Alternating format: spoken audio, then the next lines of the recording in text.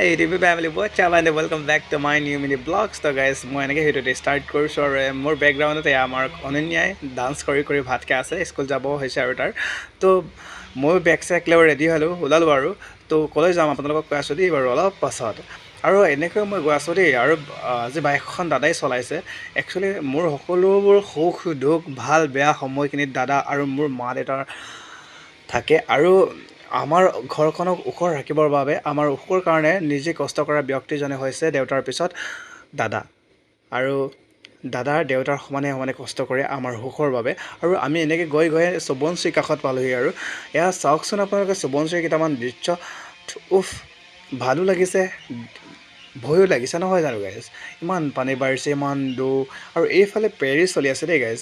মই গৈ আছোঁ গাঁৱৰ ঘৰলৈ, ঘৰৰ পৰা আমি গৈ আছোঁ টকাখানা, তাতে 1 month থাকিম, তাৰপিছত পুনৰ ঘৰ ৰিটাৰ্ণ হ'ম দেই গাইজ। লগে লগে ভিডিঅ'টোৰ শেষতে মানে